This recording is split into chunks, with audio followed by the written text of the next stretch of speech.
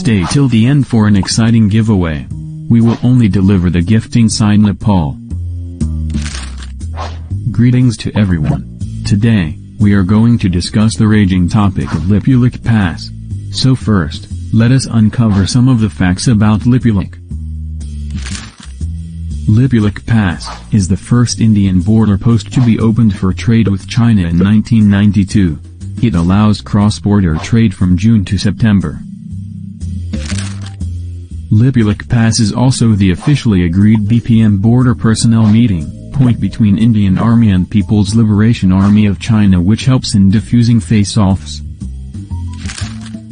It is also the ancient route of Kailash Mansarovar Yatra. Let's go back in history. When Britishers ruled India, they left many boundaries uncleared, to profit from them after ages by selling guns and arms during a war.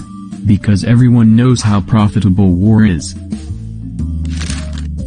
So what happened in recent times is India introduced a new map in November 2019 which showed Lipulekh Pass as their region, while all the eyes were on India showing Kashmir as their own. There were Nepal and China protesting about their own boundaries.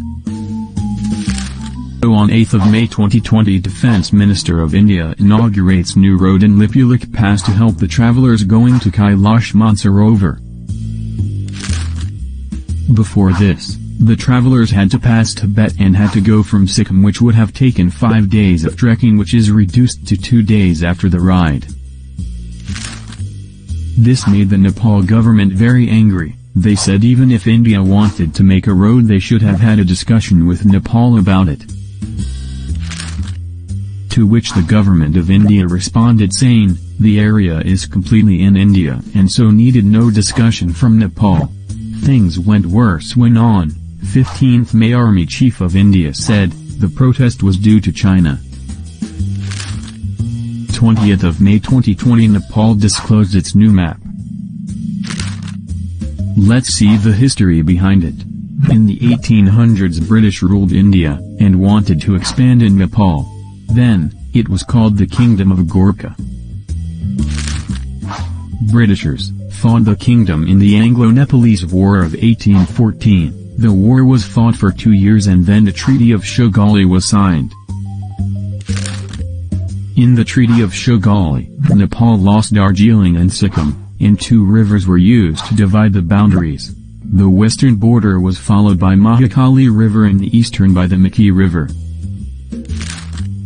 Every border was clear until there was a diversion in the Mahakali River, into 2 streams. One clearly is the main stream and the other just a diversion.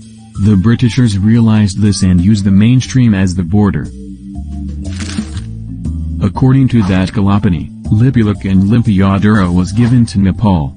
But the Britishers soon realized that they needed that land to trade with China, and in 1860s, Britishers changed the map and used the diversion as the border rather than mainstream.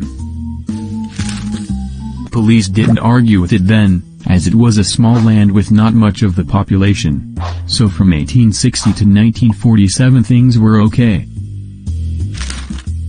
Nepal was controlled by the king for a long time and the king didn't show his concern and excluded it from their map. India in 1960 took permission from the king to deploy Indian army on the disputed land, and seeing India's security concerns the king allowed it as there was tension between India and China then. Till date, there are Indian arms on the disputed land. 1962 onwards both countries showed Lipulekh in their maps. So in 2020 Nepal for the first time showed Limpiadura region in their map. Border dispute only started when Nepal got its democracy and the government and people realized that this was supposed to be our land from history. In July of 2000, Atal Bihari Vajpayee in Nepal had a discussion about it, but no conclusion was formed as India refused to remove its military from the region. On May 2015 India and China decides to use Lipulekh as the trade route and Nepal protested against them both. Nepal gave an argument that the Treaty of Sugauli is the only treaty where both parties agreed on something and hence that should be followed till date, which is a very valid point. Now the Indian government is arguing on why now, But they need to understand that we started the protest as soon as there was democracy and people had the power. Geographically, historically and practically the land belongs to Nepal and it should stay that way. So now for the giveaway. Your question is, when did Nepal get its democracy? Comment your answers and subscribe to take part in the giveaway. We will notify you soon about the winners.